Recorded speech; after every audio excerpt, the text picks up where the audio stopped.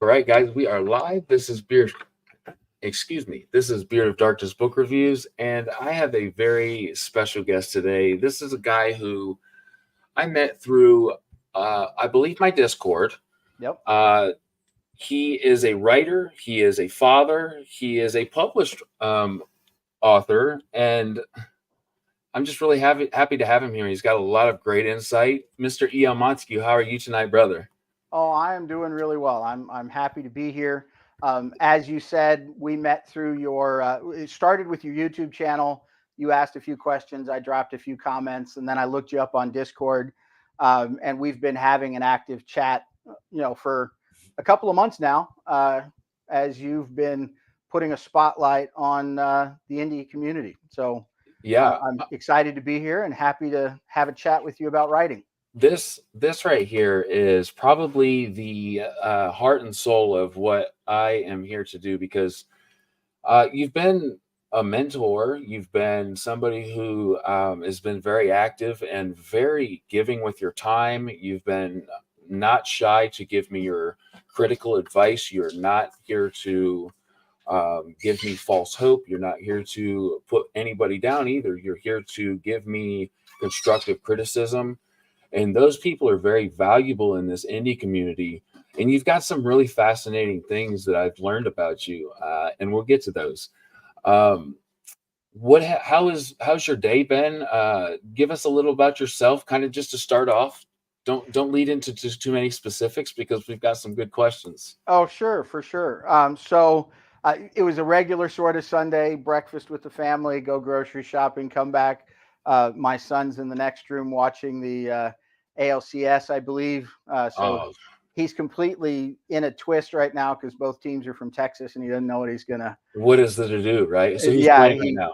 he's a little traitor too because he was all for the Rangers until the Astros were winning, and now he's all for the Astros. And Oh, if the well, Rangers win, he'll be a complete loss tomorrow. So. I think Um, so. I've seen one MLB game in my life. Now we're gonna go to more next year. I'm close to Cincinnati. I'm close to Columbus, but I'm gonna go see the Reds again. Not that I'm a fan of the Reds. I'm actually a huge Tigers fan. But I believe no, it was the Diamondbacks. So when I went and seen my first MLB game, my buddy caught the ball. We'll Really, just say that he's a lot shorter than me, and he'd been a fan for much longer than me, so I didn't reach for it. I was going to say there's not a lot of people that are going to be taller than you. Yeah. For those of you who don't know, he's a big guy. Mr. Sorensen is a good 6'5" in bare feet, Yeah. and sinking sand. He's a tall fellow. It's come. I can reach the. It's funny because we'll go to like we did today. Like my Sunday was a lot like your Sunday. We went to Walmart and got some groceries, and it never fails. There's always like this little sweet old lady. Will you reach this for me? Of course I will. Of course, yeah, yeah. Uh, So it was good, and I wrote a little bit today.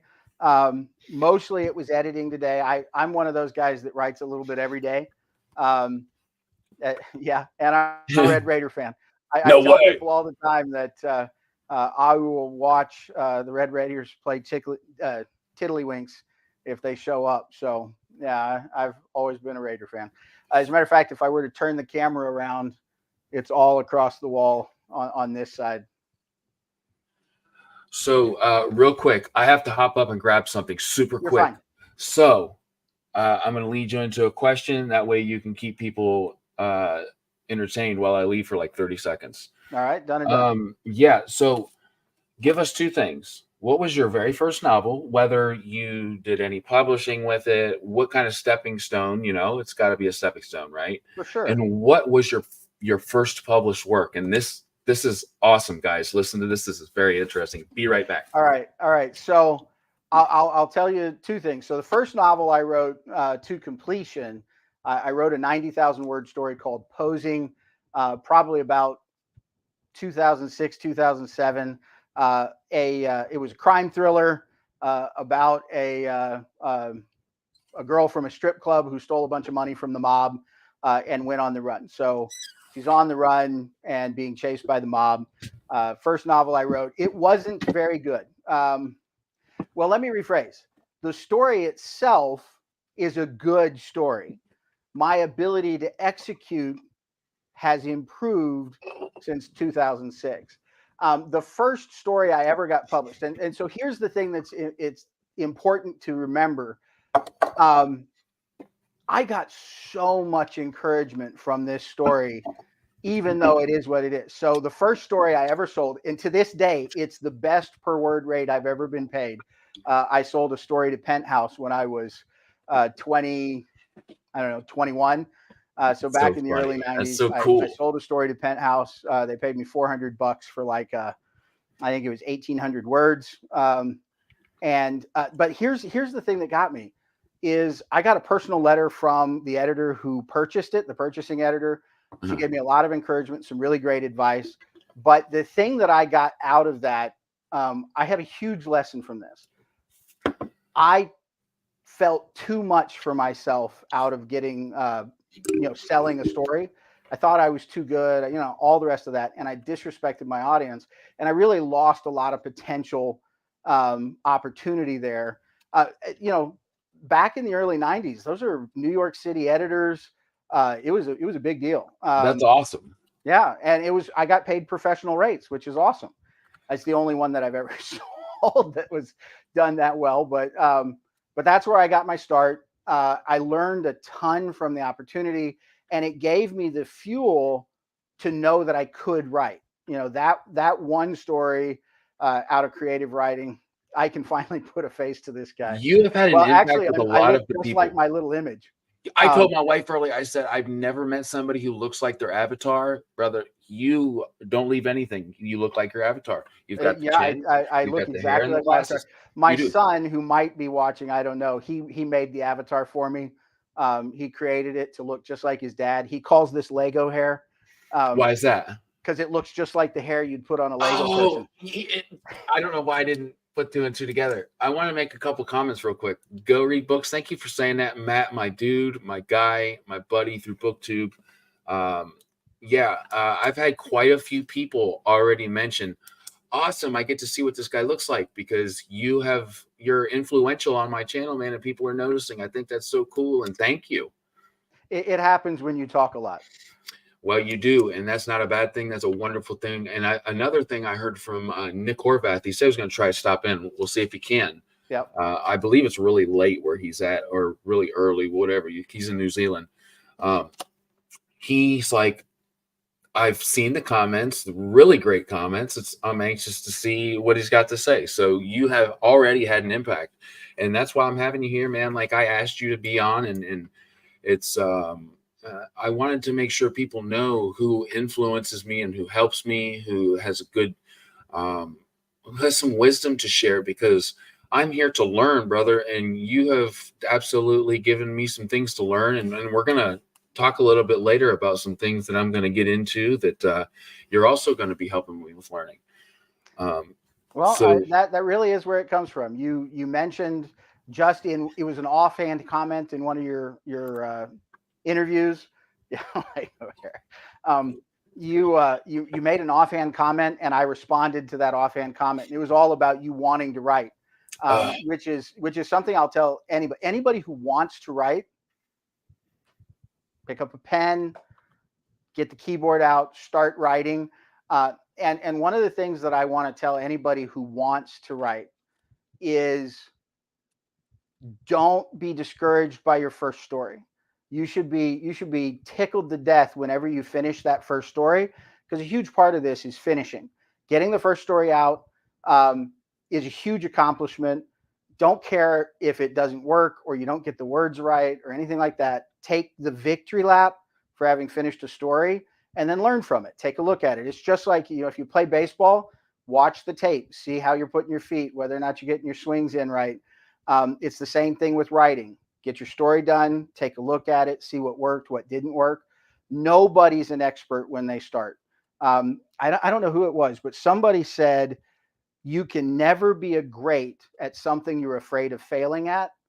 And that's never been more true than writing. You tell your story, love the things that are good and learn from the things that are bad. Get up, and at bats count. Just keep keep telling your stories, keep writing them. The more you practice, the more you evaluate what works and what doesn't work, the more successful you're going to be. What was one of your first how do I put it? What was your, other than being published in Penthouse, which is cool, and it gives men another reason to say, "Oh, I read it for the stories." What? Well, back What? in the day, the Playboy, Penthouse, and a few others were very legit places to get published. Stephen King, Ray Bradbury, a lot of the greats out Wow, there great all got their examples. start in the gentlemen's magazines. They used to buy stories. It was a great place to start off with short stories. Um, so we got a good question here, Mr. Soul Free Wolf. Soul Free Wolf. If I learn your name, I will make sure to say that. That's a huge thing with me. Respect. But he says, "Hey, all, almost 50, and I'm starting my first novel. Your advice?" Well, so my advice is one, finish. It's Mm. huge to get it down, get the story out. Don't worry about the things that you write being perfect the first time you do them. Neil Gaiman says you write the first draft or you write the second draft so you can act like you meant it, because you write the first draft, you figure out everything that doesn't work, and then you fix it in the second draft. Nobody ever sees the first draft, and you act like you got it right the first time. But that's what it is. So my first number one advice for writing a novel is get it down, get the story out, and then see what works and what doesn't. And if you need to put in, breadcrumbs, they're there, and then go back and layer them into the story. Yeah, Don't be afraid about not getting it right, because fear. What is that line in Dune? you'd have to Fear tell is me. the I have mind yet killer. to read it. What Yeah, was it? so they also use it in the movie, but the line is fear is the mind killer. Ooh, So when you're afraid of getting it wrong, you'll hesitate and not do it. Write your story. So Soul Free Wolf, get out there, write the story, um, go back, take advice, get the story right the way that you want it, and then move forward from there. That's my number one advice for writing a novel is finish. cool. Tim McKay, somebody as you, I know you know, Yeah, was yeah, just we've on. seen each other around the channel. Yeah, exactly. I excuse me. I agree with him because listen, there's just something about taking a humble breath and saying, I can learn something from everybody, whether it's about writing or living or taking care of kids or being a better husband, whatever that is. I think that it's cool when we can connect in any way as a human. What do you think about that? Like, we're here for writing, we're here for books, but as a human, don't you find it fascinating that this indie space that we're all a part of is just so encouraging? Oh, this is actually something that I'm sure it's always been out there. I'm old enough that I remember the world before the internet, and since the internet. What the So internet did, old. No, I'm just I know, joking. I know. One of the things that the internet did is it opened the world to everybody else. So no matter what your thing is, somebody else has that same thing. So you can find your niche. All of a sudden, stories that never would have found a home have a community, and people that write a certain way, they can find other people like them. So I think there's a lot out there. Now, the other part of your question is, what do you think about learning from everybody? Um, Absolutely, everybody has a story to tell. Everybody has a valid way to encourage you through the process. Um, One of the things that I would call out is also cross genre. Uh, Ooh. when you think about genre, first, genre is just a marketing term. It's a way of getting things into the right place where you can find what you want. But the other part of that is, we in the science fiction and fantasy community have certainly taken our shots over time about it being childish or not as valuable as other stuff.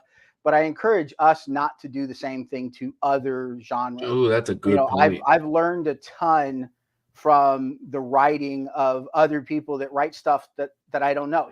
Here's an example. This is let me just reach it up here. Absolutely. This Do little whatever you book need to right do, here, brother. Shane, Wow. by Jack Schaefer. It was the 1950s story. Look how thin it is. It's a little bitty story, Back but then, it's a that was like an really average well novel. told Western from back in the day. I don't write Westerns. I'm not a Mm-hmm. cowboy guy. Uh-huh. But the other side of that, it's a nice, tight, really easy to read story that actually made a difference, that was out there. I've read a ton of romance novels. It's one of the funny things is when I got started as a kid. The first book for me was The Hobbit.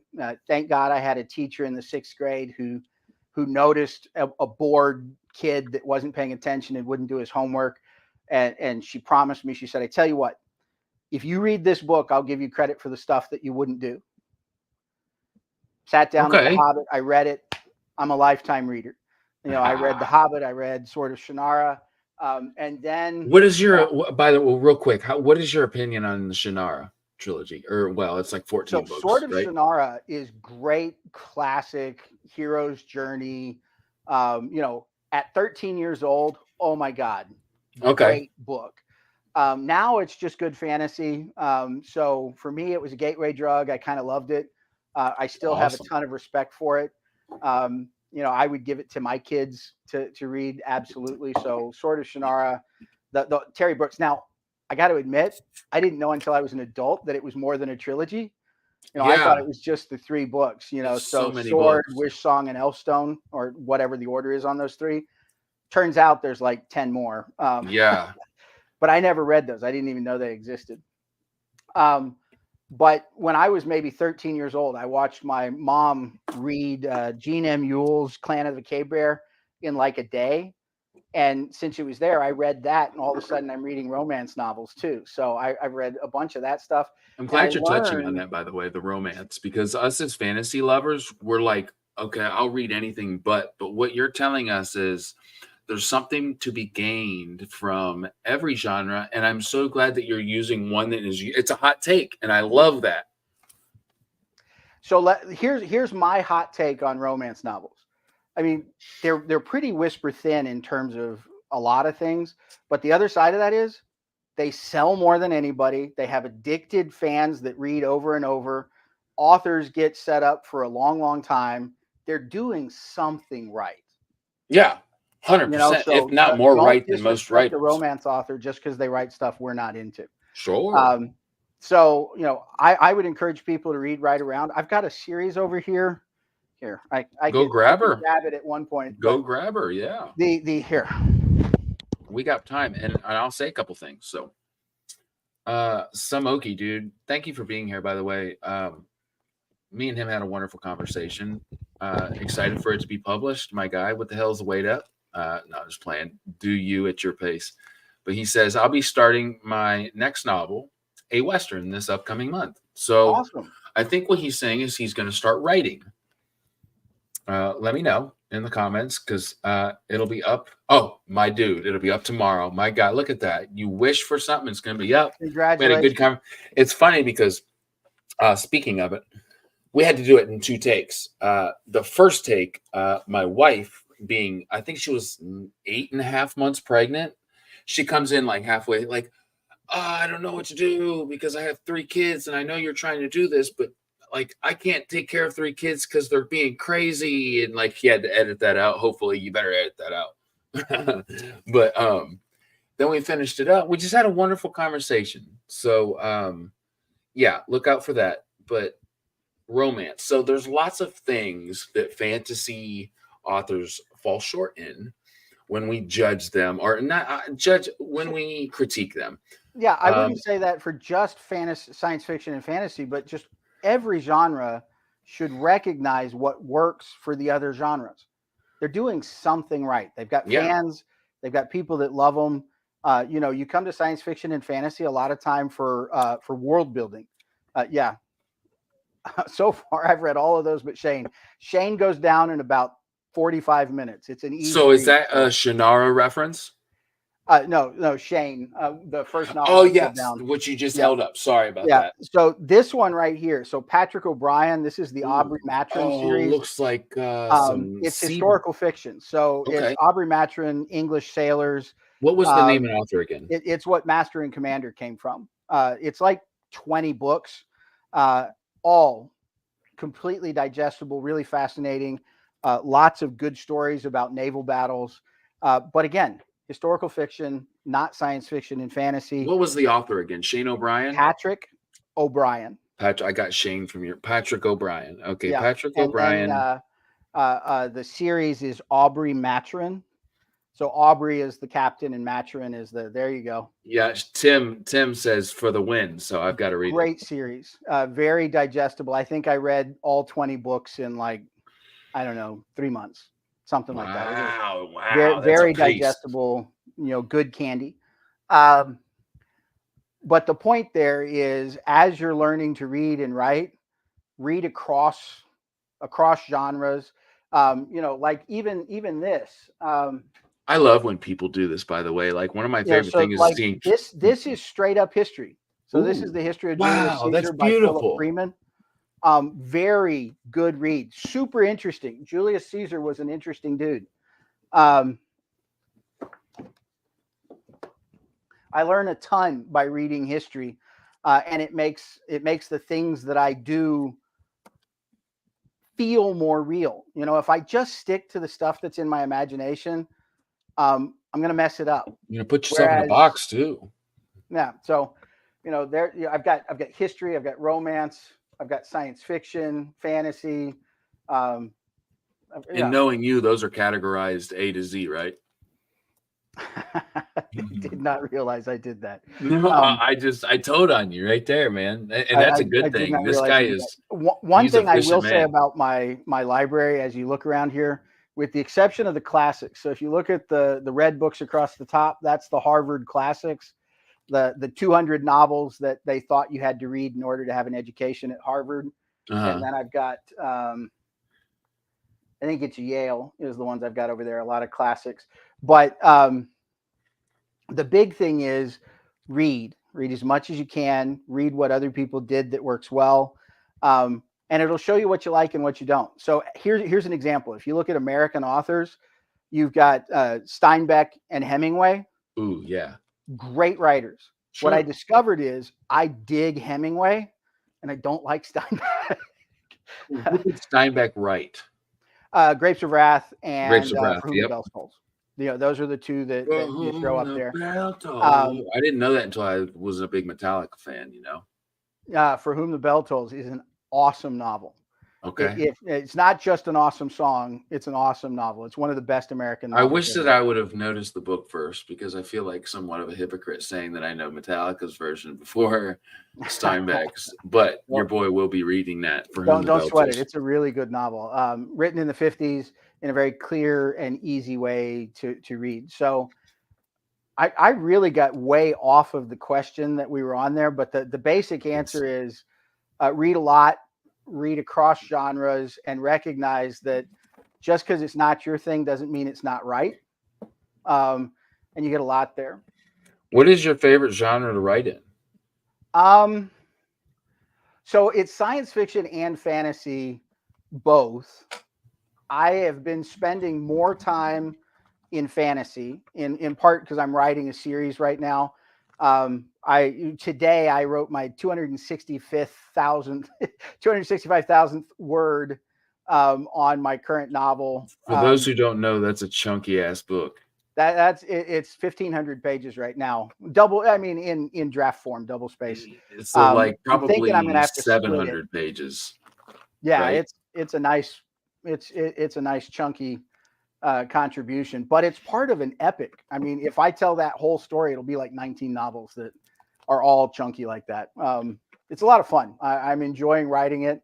And which is Yeah, the main thing, right? You have fun doing this. yeah.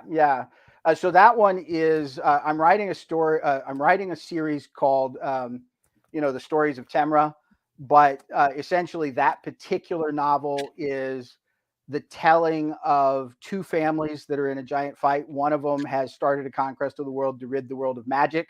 And so he's conquering all of the kingdoms and killing all the magi and sending them away. And Ooh. then there's a family that he has in particular that he's singled out, that he's trying to destroy that family. And then the youngest son and his bastard um, escape, and then they start a war to destroy everything that he did. So it's kind of Wow, that a way seems around. super fun. Yeah, so it's one guy destroys the world and gets rid of magic, and the other one destroys the world back and puts it all back. And so Got two competing lifetimes, forces. a ton of stories. You've actually read in that series the Yep. story that I gave you. Which I want to make sure to say, because I won't go into spoilers, because I have a feeling that this will be a published story at some point, because it should be. Not only that's my main thing, but there's some books that you read, or in this case, like a short story, that start out.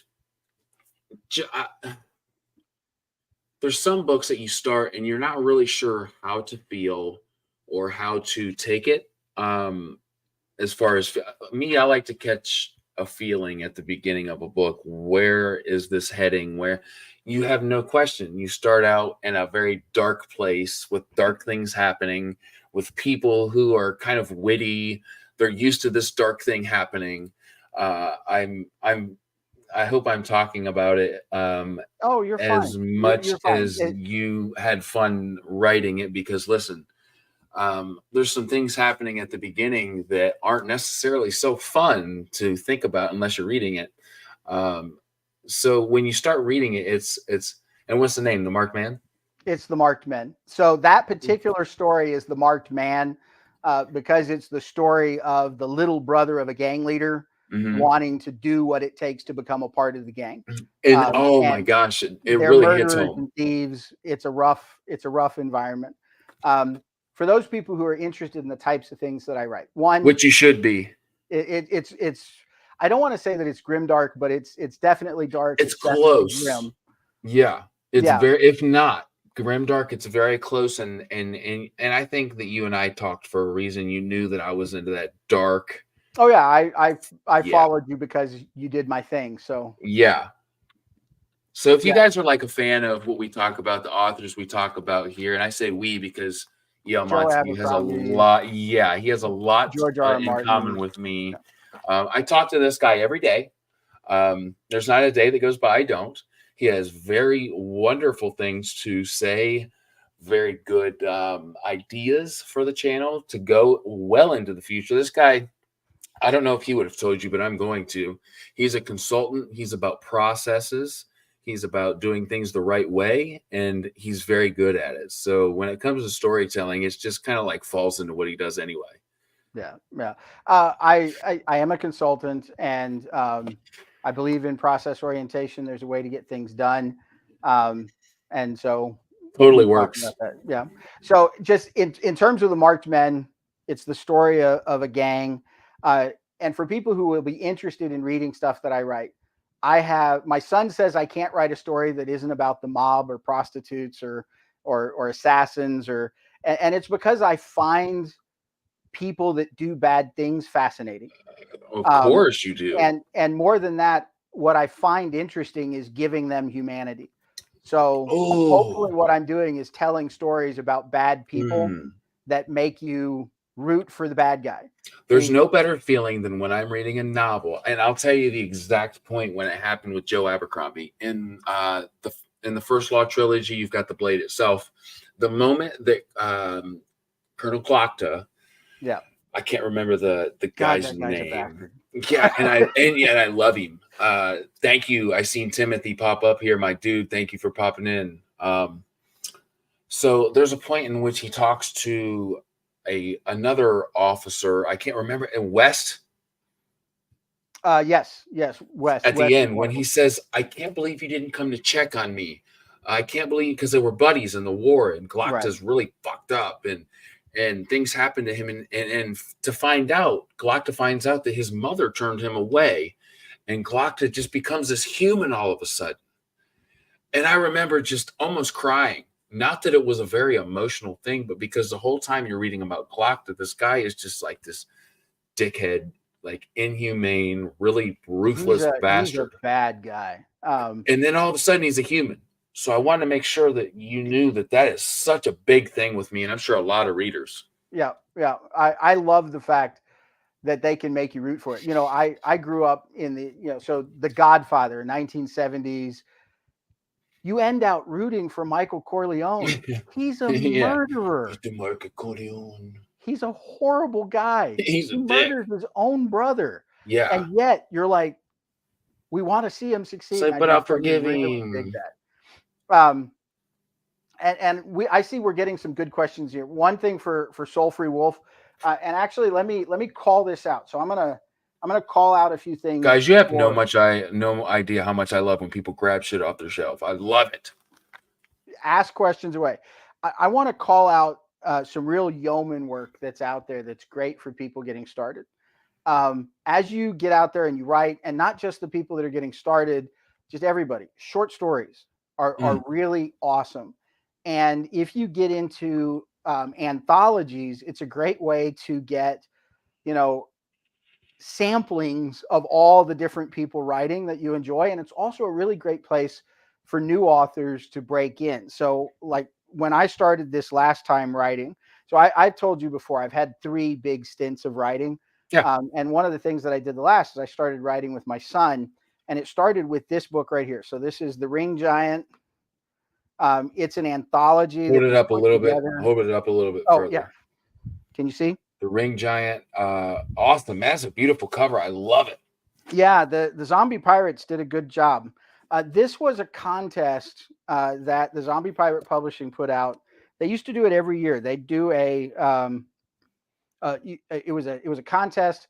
They'd give you a prompt, and then you had 7 days to write a 15,000 word short story or novelette that made sense, that was on topic, and then they took the best of them and assembled them Put a into fire under your a ass a book. little So bit. I'm in here. I can't remember which story I put in here. No, this one's Where the Bastard's Price is. Ooh, This the was Bastard's Price. The Bastard's Price. This And you is wrote the that? story of Jax. It's an awesome, fun story about a space pirate. It's really wonderful. Where can people get that real quick? Amazon. You can. Okay. Amazon's easy. This is Zombie Pirate Publishing. Shout out to those guys. So Sam Phillips and Adam Bennett run a small press, Zombie Pirate Publishing. They put out a ton of science fiction, fantasy, and horror, with an emphasis on horror. I got into their, Full Metal Horrors, one of theirs as well, another collection. And then when you think about, so people like Zombie Pirate Publishing and Black Ink Fiction, these are other. This is another group that puts out anthologies of indie authors. What was it? Real quick, I'm so sorry. It's The Ringed Belt? Go ahead. The Ringed Belt? The Ringed Giant. Giant. I couldn't read my handwriting. Sorry, it's go ahead. Stories about Saturn. Okay. Sorry. So The Ringed Giant is stories about Saturn. Full Metal Horror is horror in space. Pirates of the Empyrean is about space pirates. Found it. Yeah, and I had a lot of fun writing in all of those. And then, Black Ink Fiction. This one is fairy tales. But what I really wanted to call out is for people that are trying to get broken in. There's a bunch of anthologies out there, and there are some great small presses that do a ton of work to work with indie authors. It's a great way to get your stuff read. And I can't tell you, just in your soul, how good it feels to have somebody who's putting themselves into it say, yeah, your work is worthy. Nice. So encouraging. So all the small presses out there that run contests, thank you for doing that, and that publish indie authors and give them a place to start. That's a huge thing. Keep it up. Good work to all of you. So that's a good answer for Soul Free Wolf. I understand publishing is expensive. What do you suggest for who writes on a lower income? That's a good answer. That's a great place to get started. In terms of doing like Kindle publishing and that kind of thing, it's really not that expensive to get started. You can get the Kindle Create software for free. You just log on to Amazon, they'll put it down, and there's a ton of YouTube channels that'll teach you how to format your novel and put it all together. So you can publish your Good own work information. pretty fast without investing a ton of money. Now, you get what you pay for. I don't want to overstate that for anybody. One of the things that separates pros from amateurs is pros have a big team. They do the right. They've had a lot of time to work on it. They work very hard to get their stuff published, and then an editor does, and then a marketing team does, and then they've got a bunch of support Resources that makes certain that what they get into the market is good.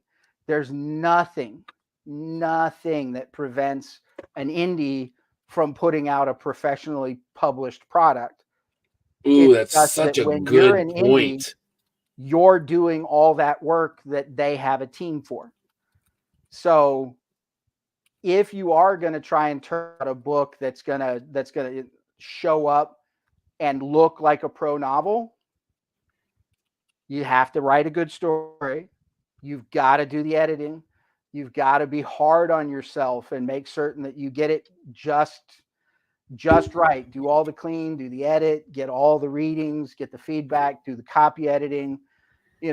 You've got to go through it like you're responsible for the 25 jobs that it takes to make a novel. Ooh.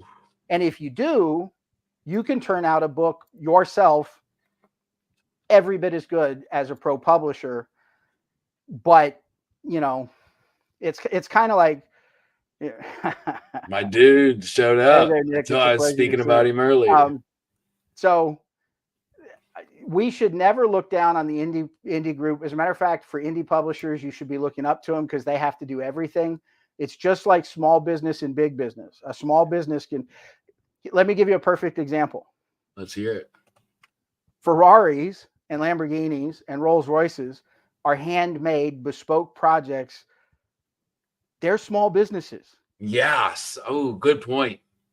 Those are awesome mint vehicles, but they only put out a couple hundred or a couple of thousand a year. Ford puts out 1 million, Right. but they've got a great big team putting it out, and they only put out a certain product. And if there's you don't also believe something him, that you look can how see Ferraris there. are made. Yeah, you can also see there a difference in the way that you see between indie and professionally published. Professionally published people are, there's not a lot of risk there. There's a ton of money on it, so you get a pretty narrow band of possibility. And they do take it and explode it so that everybody does it. But if you really want to see the lab of what's possible, indie publishing is where you're going to get variety. Ooh. That's where you're going to see the next 100. new thing. 100. That's the biggest thing that I told about indie reading, because that's where I'm at right now. Just the amount of different things. I love some traditional publishing, but my heart lies with the indie crowd because you can do what the frick you want, man. Like, you can do what your heart tells you to do rather than you having what you want to do, submit it. These people say, trim this out, do this, do that. That's not a part of indie. You have an editor. Sure, they're going to help you out, tell you, from a professional standpoint, what makes sense, what doesn't, what lines up, what makes sense chronologically, this and that. But you can still put your heart and soul into it. Am I striking a chord here? Absolutely. Cool. The thing that's really cool about doing things indie and being self-published is that you get to control the message. I mean, it's all you, and you're absolutely right. Each one of those started as indie published. The question earlier from John about which one of my characters would I want to fight? Yeah, I was getting ready to go back to that one. And I wouldn't want to fight any of them. But That's if the I had most to honest. pick one to fight, I'm thinking Tommy from the Marked Men because he's 12 and doesn't know what he's doing. If I'm going to get in a fight, I want the one I might win.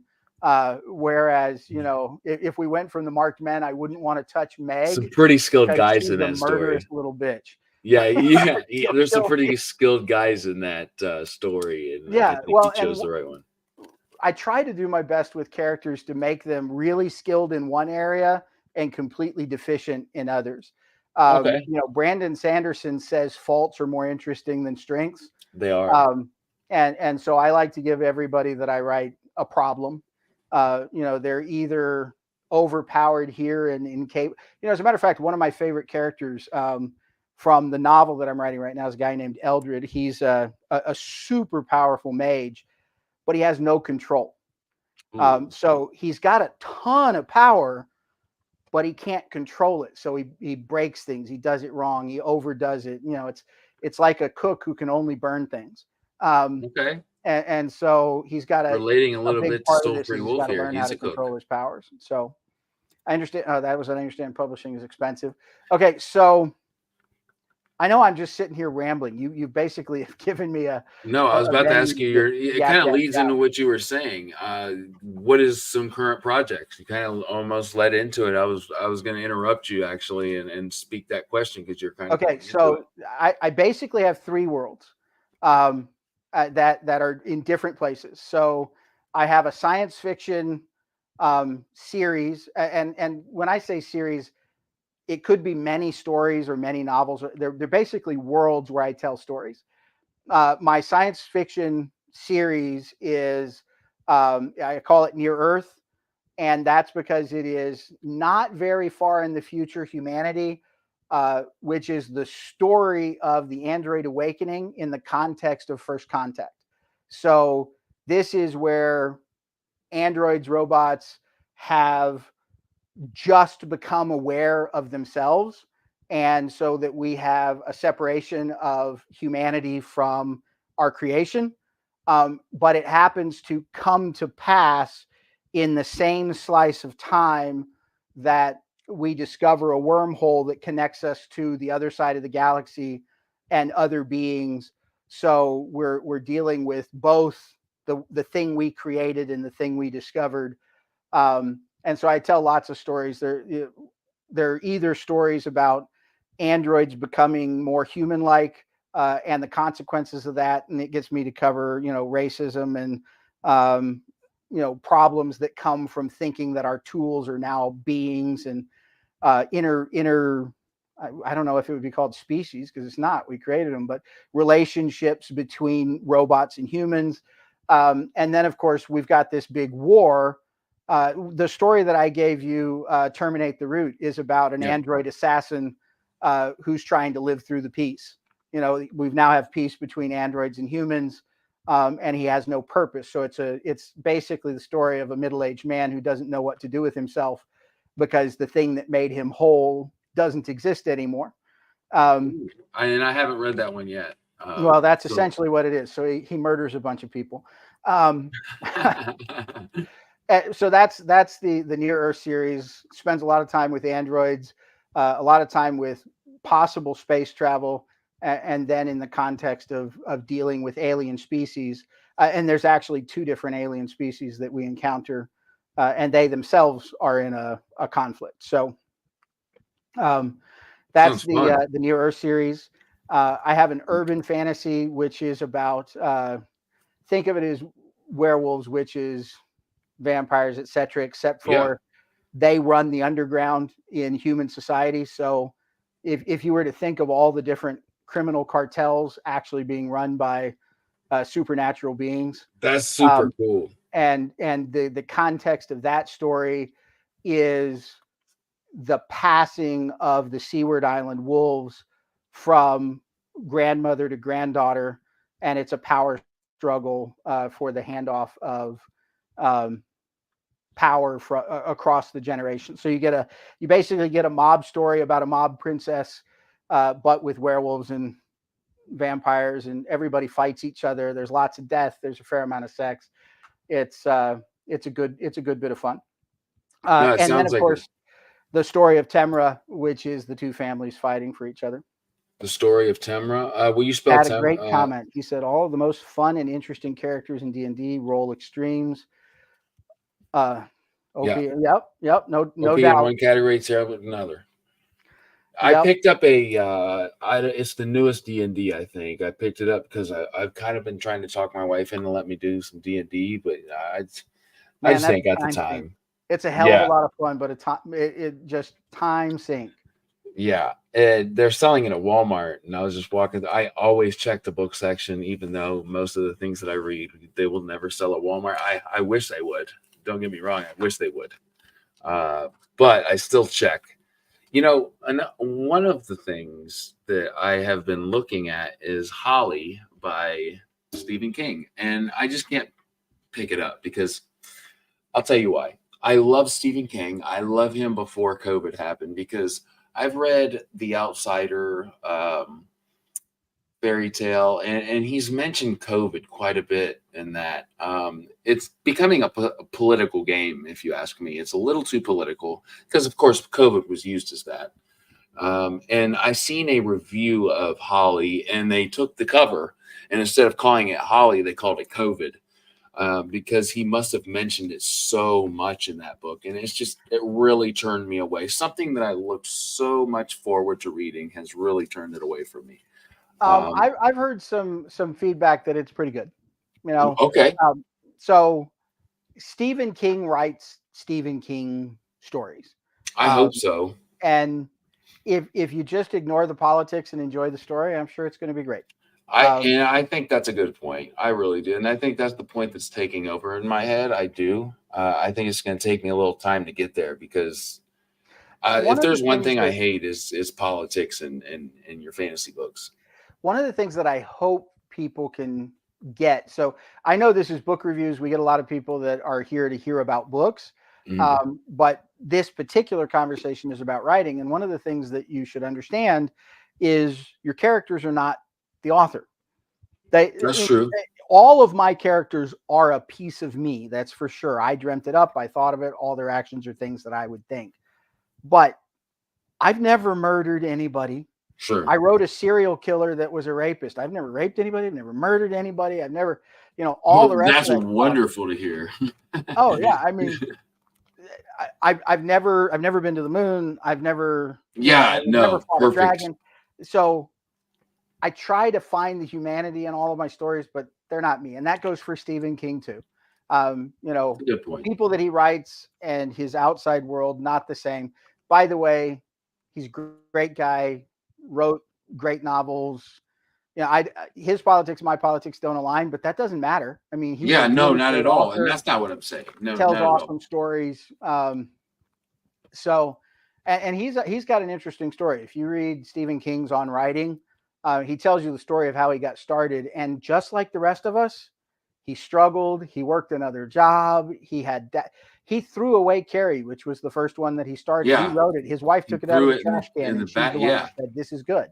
yeah, I remember So, that story. yeah, yeah. Yeah. So So he says Nick says Uncle Steve writes the best nostalgia since Bradbury. I agree with you. it And I does. have read Bradbury, Yeah. but he's very strong, left leaning. Yes, he is. You'll And see that with older folks. Older folks tend to lean towards whatever they are, and it starts to bleed through. But that's okay. He, he's and he's he's a great writer. He gets all the credit. oh We yeah, love Stephen King. Tell us whatever you want, Stephen King. yeah, Tell your right. story. We'll appreciate the good stuff. I think that's always going to be the case. So tell the people our special little bit of news about the contest. And I'm really Okay. excited Yeah. about this, guys. This is very, very important to me and the beginning of my writing career. And, Montague's going to fill you guys in. You guys are going to be the first to hear about it. This is very special. So go ahead. Yeah. So here's what's going on. I mean, the way that Matt and I got started, he said he wanted to write. I reached out to him and said, "Look, if you want to write, I'll encourage you. I'll write with you. I'll enter contests with you. I'll beta swap with you. You want to write? I'll write with you. Send me a story." And he said, "Well, I don't know." And I said, "Here, let's enter a contest. I don't know if any of you know of it, but the Writers of the Future contest is one that's put on by the Galaxy Press. They do it every quarter. There's a lot of really good uh, authors that have been through there. Patrick Rothfuss is one of the people that entered the Writers of the Future. So Matt and I have agreed that we're both going to write a story for the next quarterly contest. He'll write one, I'll write one. We'll do some beta swaps, and so you can hang it over his head and call him on it. December Please do. 30th, hell or high water. He's submitting a story, and so am I. Love it. And Jem, I see Jem Scott showed up. She's a great author. She's in one of my writing groups. All right. So hello to Jem. Hello, How Jeff. can you write a novel in this political social climate without any social commentary? The world rubs off on you. Well, that's fair. That's true. We are a product of our environment. No other way to be, really. You can't really not be. Yep. And this will inevitably happen. Yeah, in your characters, I agree with you. I really By do. the way, for Jem, here, 1 second. Throw it up. Here, 1 second. Yep. Do your thing, brother. We've got also Jem. Thank you. I'll throw the. Just because I like to recognize people, this is Jem's book, The Queen of Zazu. That looks amazing. Yeah, it's Queen great. of Zazu. It's a historical fantasy in Central Africa. One of the first books that I've written based on a totally different culture, one that I didn't know anything about. It's got magic, it's got violence, it's got a political, historical thing going on about it. A little bit of sex, but yeah, it's a good one. If you can write sex well, I don't mind reading it. I really don't. Yep. I haven't found many that are, so I'm looking forward to I will read that, Jem. So I'll probably get a hold of you to do a little bit of an interview on my channel. Hopefully, you'd be willing to do so. He's talked you up quite a bit, so I can't not. I've at least got to ask you. In terms of the contest, we can do a little bit of a beta swap on those stories so that we can get feedback, but we can't publish anything until we get through the contest. And then if we don't win, then we can publish them and we won't be in violation of the rules. But more than happy to share the stories that we come up with on a select basis. You can find us on Discord if you want to be one of the betas in that process. Jump over on the Discord, become a part of the community. We'll be more than happy to talk about writing, answer any questions you guys may have, participate, the whole thing. Look forward to seeing you out there. Yeah.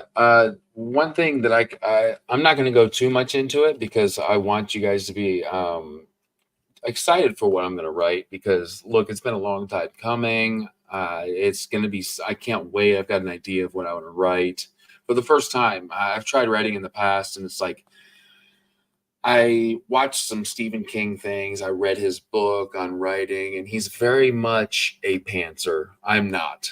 I've tried it. It doesn't work for me. So I've got somewhat of an outline for this. I know what in my mind I'm going to be writing about.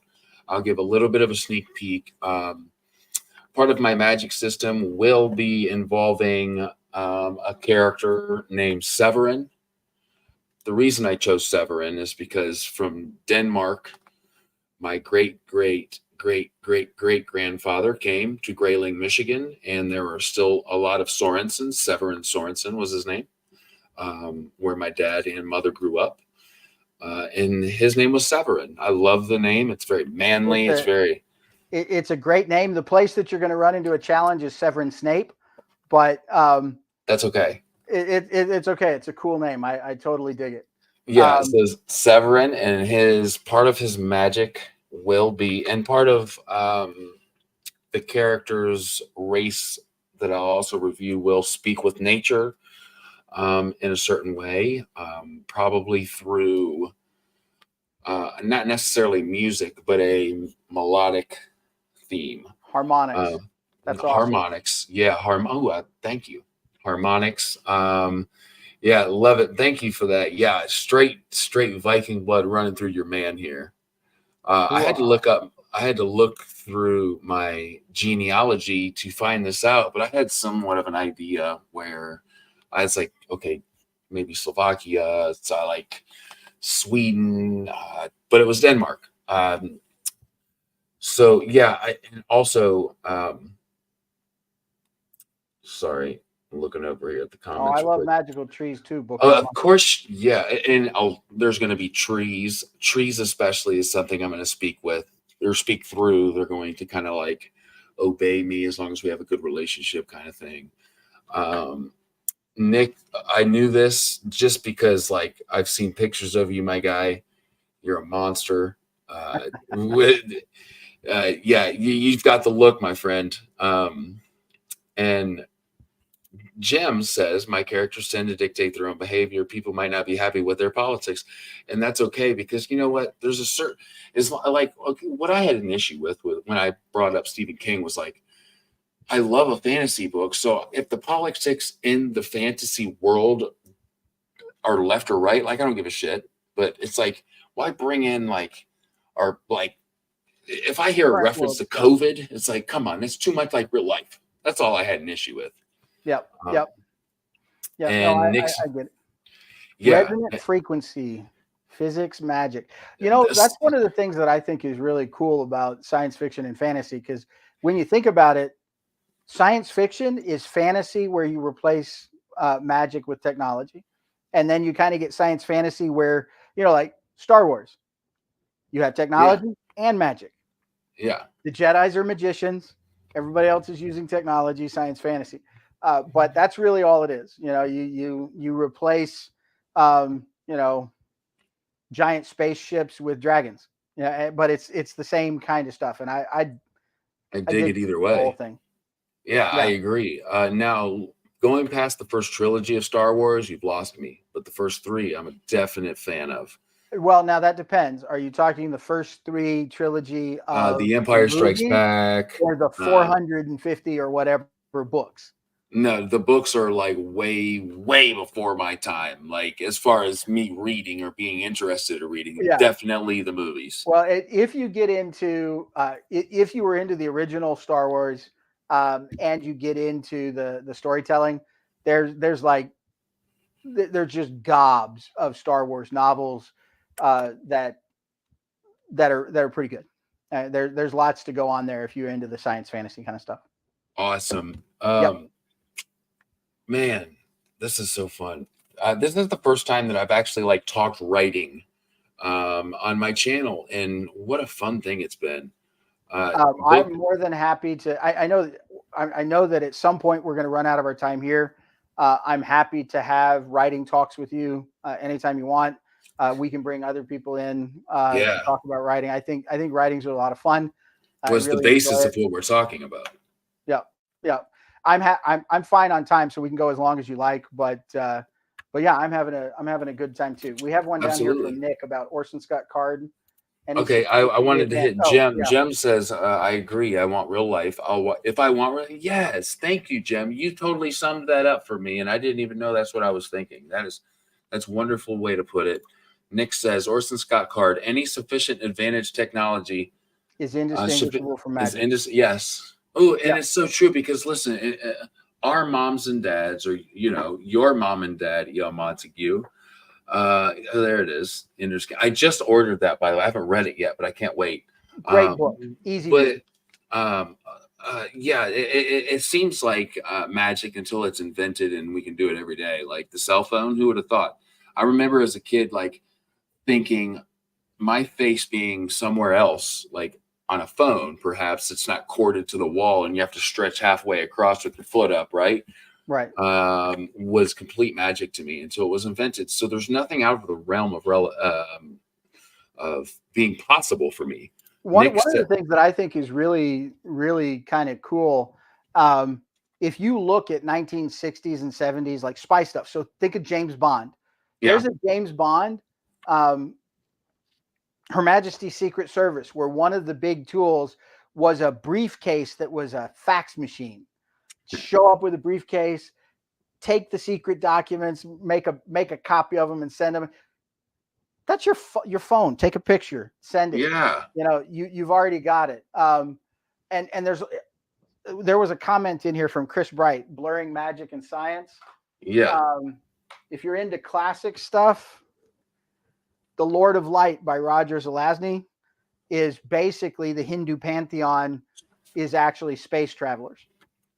Oh, wow. Yeah. When So now they, look at the copyright. When was that written? it's probably 69, 70 maybe. Wow. Let me see. Let me see. 67. Look at that. Even earlier. I love that. Oh, I'm paperback in. 69. So yeah, but originally That's written 1967.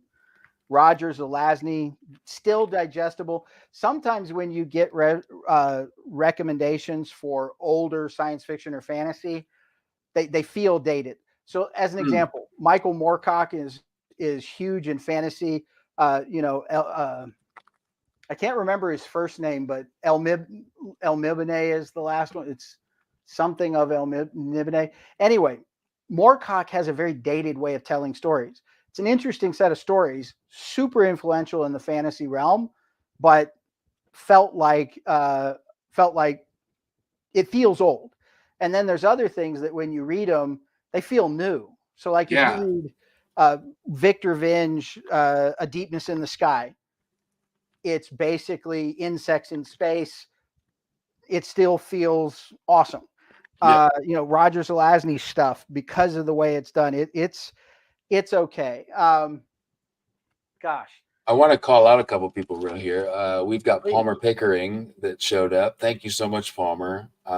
And also we've got Case Hidden Shelf. We've got Kayla in here. Thank you so much for showing up. Um, yeah, going back to, I believe Chris is speaking on the science fiction you just picked up. I believe.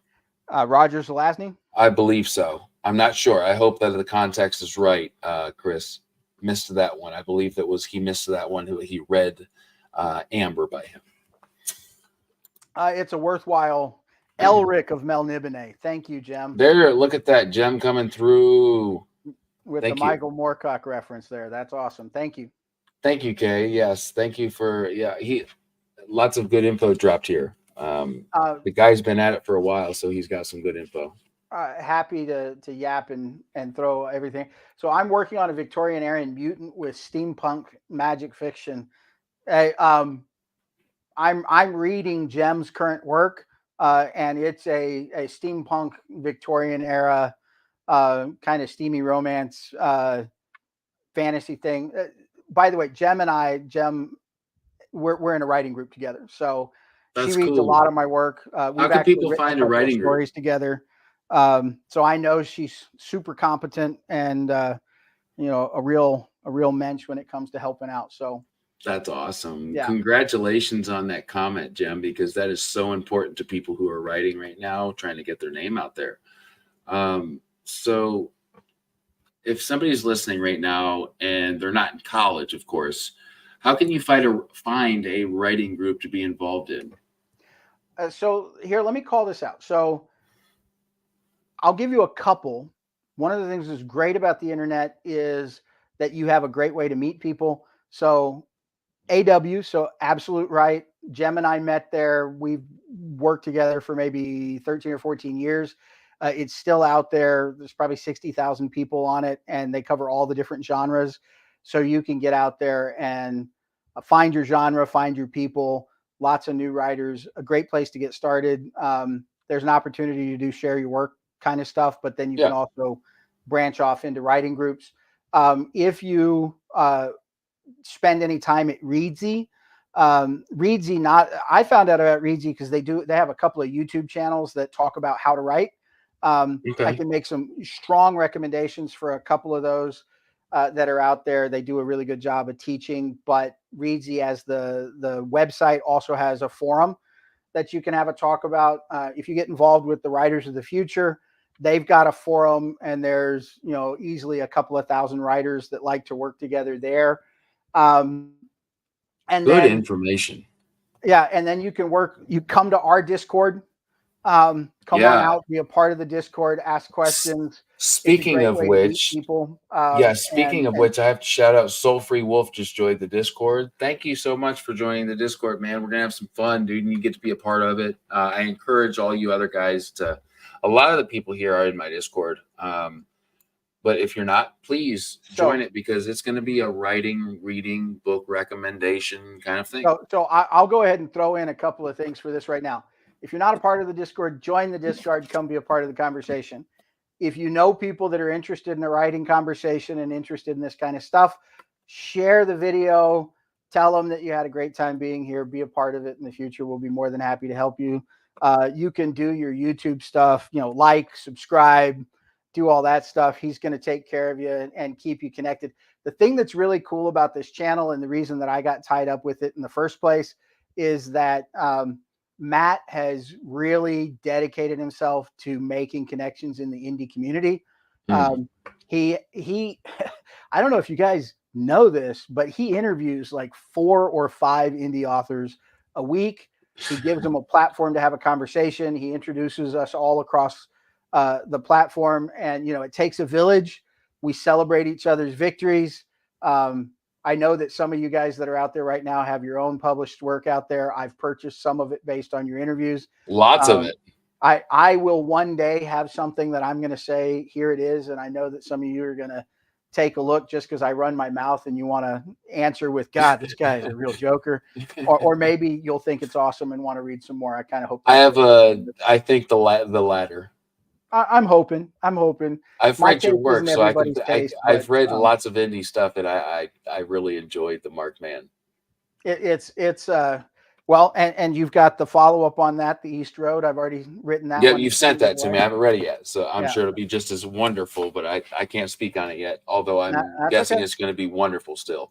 That's okay.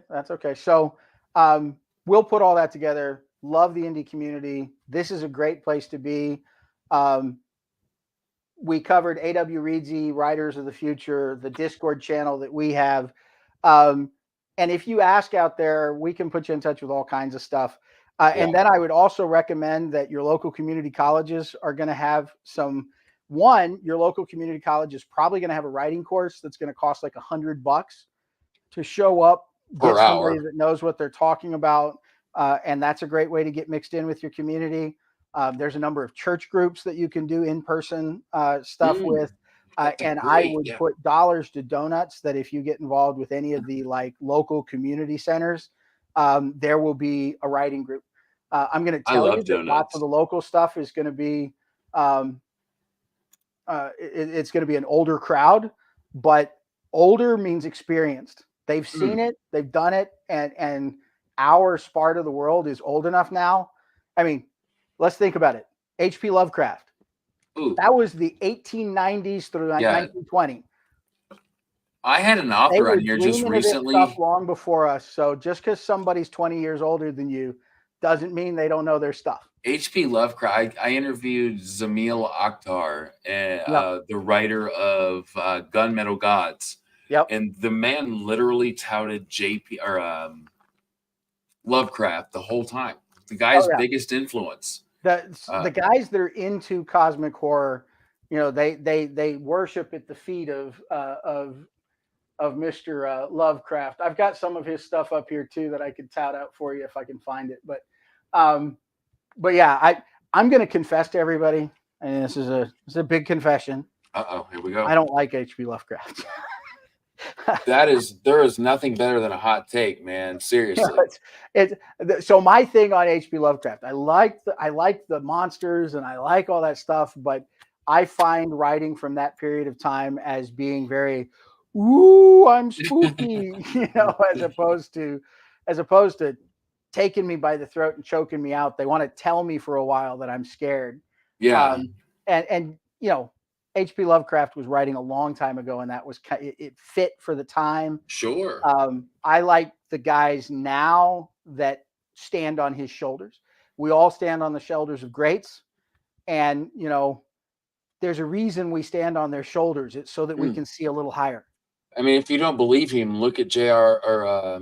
Tolkien. I mean, how many people stand on his shoulders? Everything we know about epic fantasy right now is due to that man. Yeah. Well, and he stood on some greats too. I mean, if you look back, he's standing on a lot I'd have to do some research. There's a lot of stuff there from him too, but shout out to H.C. Newell hopping up in here. Yep. We've got a cool thing come up for H.C. Newell's drop of her 3rd book. It's going to be so fun. Yep, and my wife can't keep a secret, and I know what I'm getting. And I know it's one of her books. I'm sure it's book one because it would make sense for me not to read book one. But yeah, it's going to be super fun. Check out for the announcement. I'm going to put my, I've got, so anybody who's not on the Discord, that's where I put my interview schedule. And So it is meaty. it's meaty, guys. Meaty. He's And got 20 or 30 interviews set up between now and Thanksgiving. Cool people. He's got them going out into January with some superstars. That calendar is a meaty, wonderful calendar. And by the way, Montague in the flesh here knows some of some rock stars that I haven't announced yet. So just trust his word, trust my word. There's going to be some badass authors coming on very soon that I hope that you guys are like, oh shit, I didn't know the Beardhead connects like that. Well, he knows how to knock the doors and get the gets. It's it's pretty impressive. Caden Love in here too, man. To put it in the word of Zach Argyle, he's a cutie. I'm saying, hey, verbatim. There you go. Caden Love, he's an up and coming author, and he's a baby faced cutie too. So, and I don't want to miss from the earlier question. There were a couple out there that Scribophile and Meetup are also places that you can make connections. But that also kind of throws up some other things. So we had the questions earlier about how expensive it is to publish and all the rest of that.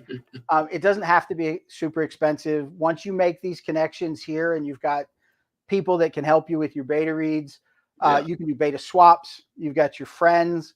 I'm gonna do a shout out for Fiverr because I found a lady by the name of Bethany Davies out there, superstar beta reader, and here's what I'm going to tell you. I work with people that I do beta swaps with, and it's a big deal.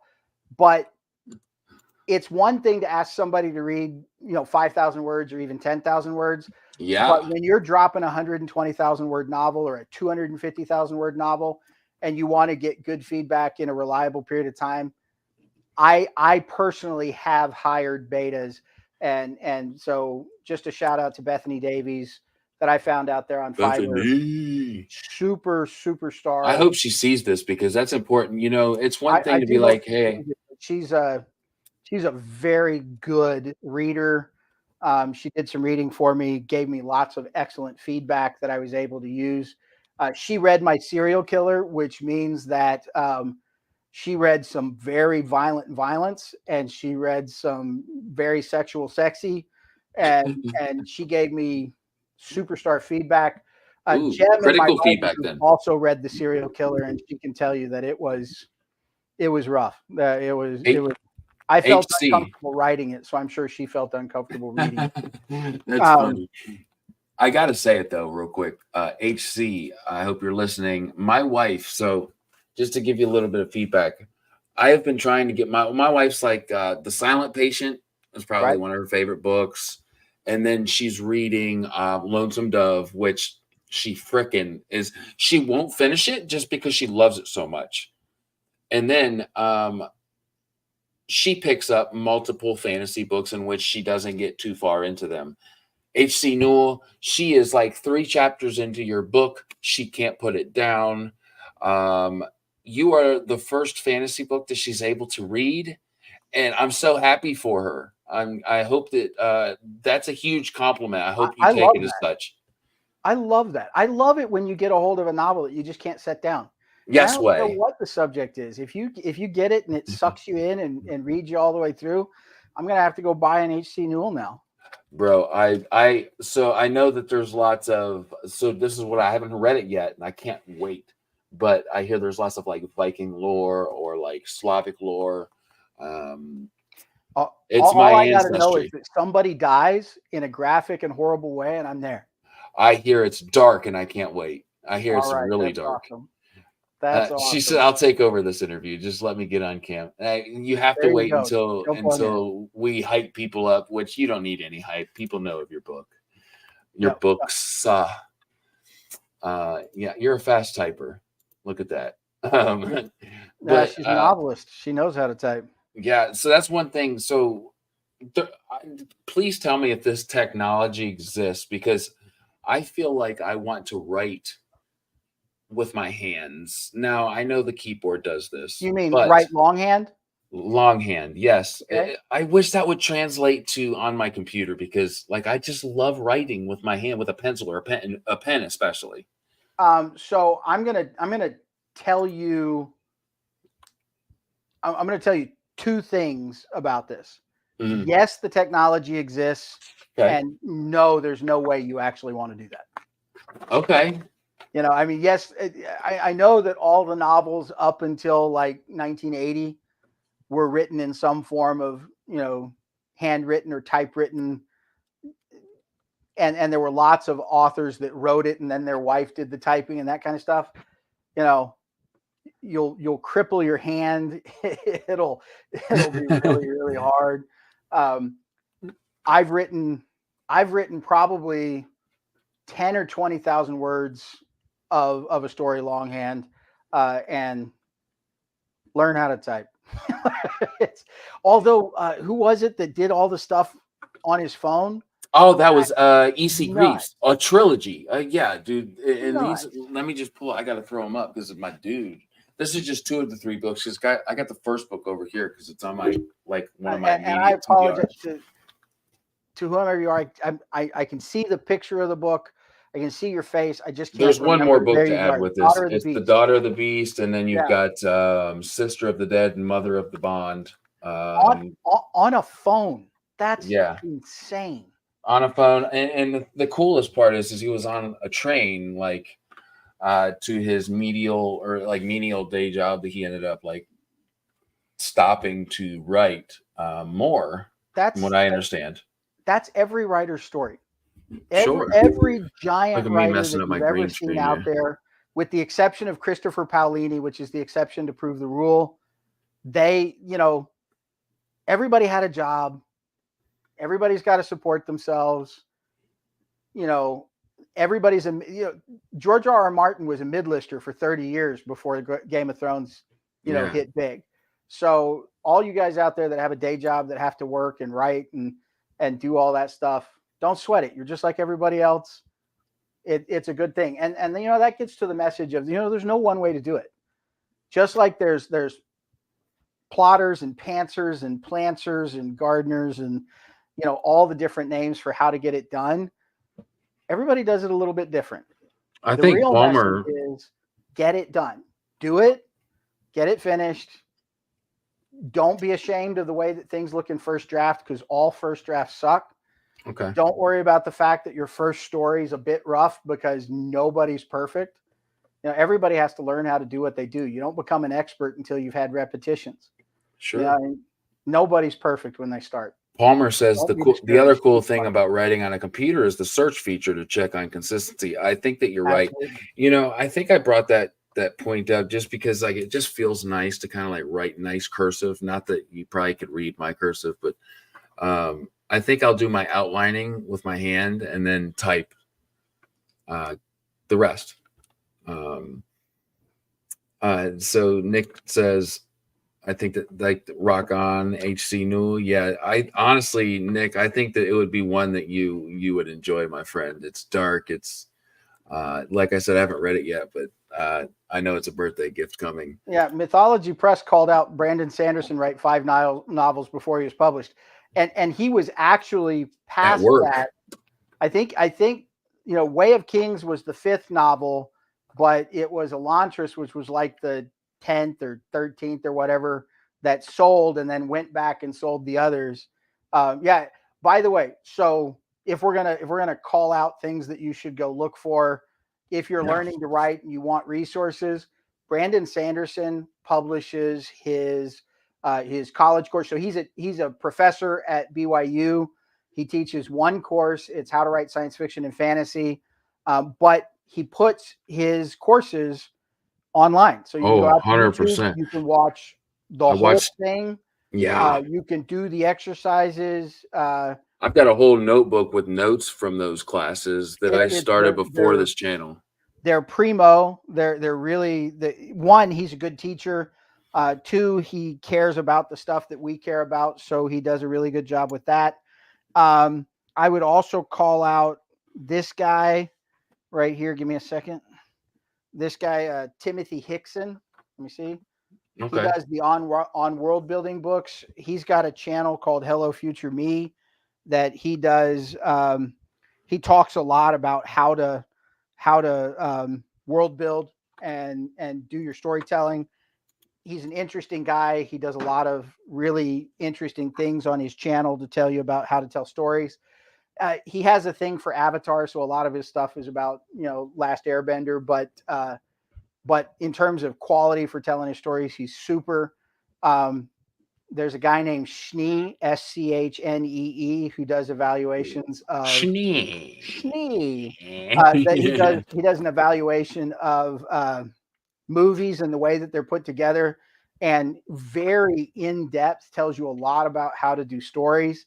There's a guy named Savage Speaks, which or not Savage Speaks, Savage Books, who does book reviews that super deep, how to tell stories, and he's got one of the coolest voices on the internet. He's got this really deep baritone. I'd love to have him read a story for me sometime, but he's a very like put competent me to guy. sleep, So man. the resources to learn how to write and think about storytelling, super deep. So I And then want of to course kind you of. can also get into booktubes. Go to Murphy Napier. She does Oh yeah. Dear Writers Please, like once a month, that says these are things we love about writing and things that we don't like about writing. So one I person that that's I think that will read, and I don't know if she was here for our announcement, but kind of repeat our little thing real quick, and then we'll probably end the interview. But repeat for HC and anybody that Palmer too for our big announcement. oh so I talked Matt into entering a contest with me. We're both going to write a story for the Writers of the Future contest. We're going to do a little beta swap, get it all together. 12:30. He's going to have a story. He's going to submit it, and we're going to have a good time there. Yeah, so it'll be the first thing that I wrote and submitted, and I don't know the rules particularly yet, but I know that I have Good to enough. make sure that if it wins, then I can't repeat the rules Okay, again. so the significance for Writers of the Future is it's designed to get new writers in. So you can't be professionally published. You need to have a story that's under 17,000 words. Think of it as it has to be content that's appropriate for high school students, because lots of their books get sold to high schools. Um, Basically, no F bombs, no graphic sex, that kind of stuff. But That's what I'm basically writing science anyway. fiction and fantasy. Um, it'll be really good. Yeah, You it's gonna be will fun. qualify. We'll work together. We'll make certain that it's all good. But we're going to write a story together, or I'm going to write a story. He's going to write a story. We'll both enter it in the contest. Be like Um, swapping back and forth, yep, beta reader kind of deal. yep. And so yeah, I'm super excited because that'll be the start. It'll be the start of what I started this channel for, getting my knowledge. Excuse me, getting a little bit of experience, getting the knowledge from the people that I look up to. And yeah, I can't wait. Yeah, she's HC Newell. She says, wow, this sounds really fun. Can't wait. If you need another beta, I'm happy to read it for you. Awesome. That's wonderful to know. I've had a wonderful time. Yeah, Yeah, it's been a good time. Montague. This has As you been can fun, tell, man. I'm not hard to get to talk. You Hit him want to up. cover any topic? Come through the Discord. I'll be happy to chat with you anytime. And if we want to have writing discussions, if any of you want to talk about writing, come out to the Discord, join into the conversation, ask any questions. We'll try and answer them. If we missed your questions here, we'll try and get some. We can still Yeah. see these after the fact, right? Yeah. Now I still need to figure out, like, you have to watch it, and it'll be like, I hope there's a button where I can click because I haven't found it yet. Okay. But like as you're watching, they come across as we're conversating, so it's like real time. Yeah. But it would be useful to see all the comments, like whether it's real time or not. So, all right. maybe there's a button for that.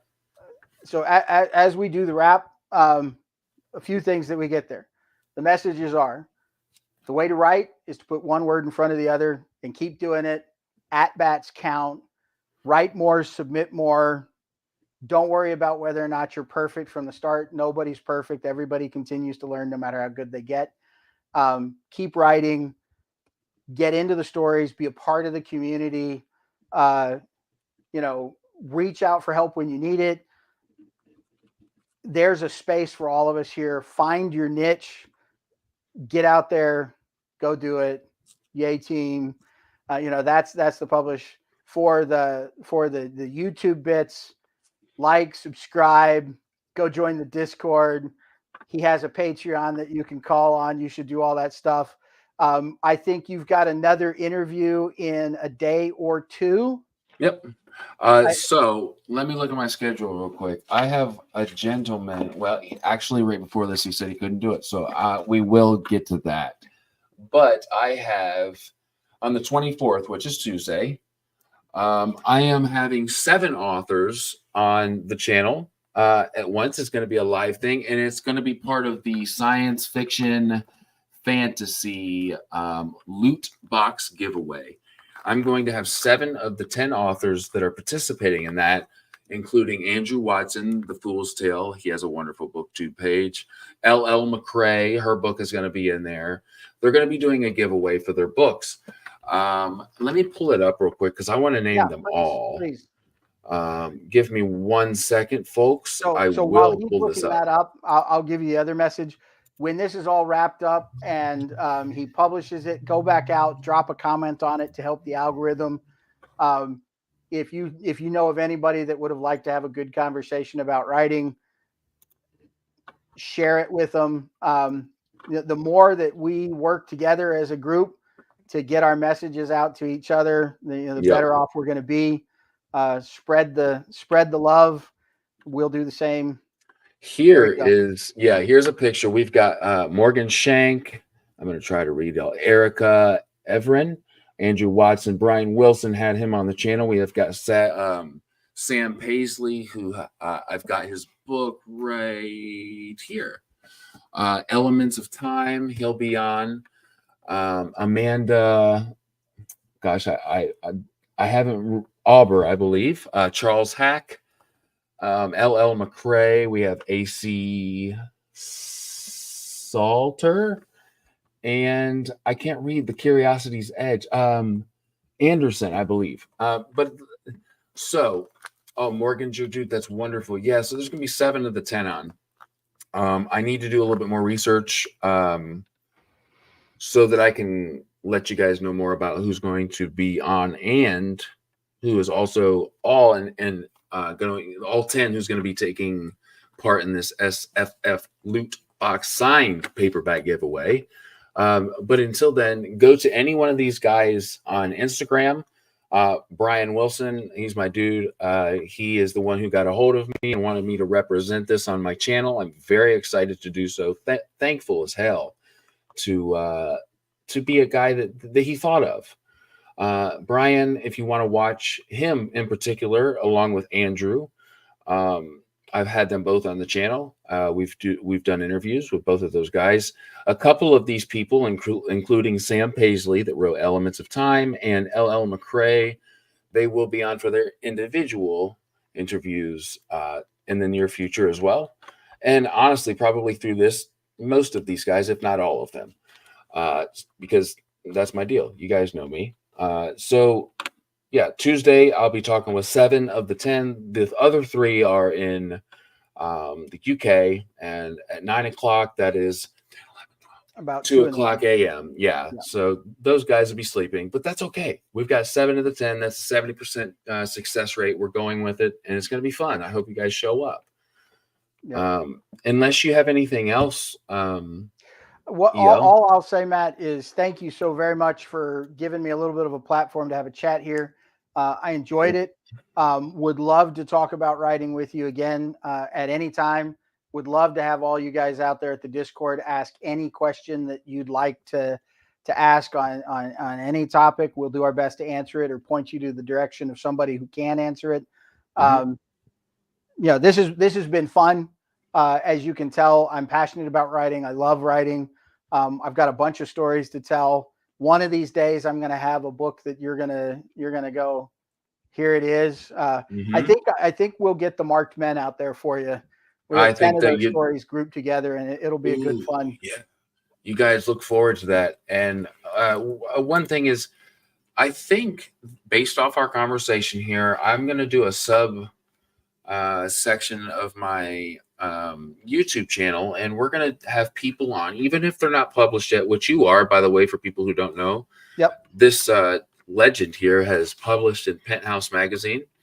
That is wonderful, gangster as hell, if you ask me. It's way back one time, and I never succeeded at getting picked up and, again. But and it still published counts. rates, professional rates, it was pretty cool. I was, Yeah.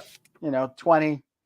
I've written a lot of that kind of material though. So if you want to ask about how to write a sex scene, I can tell you that too. All right.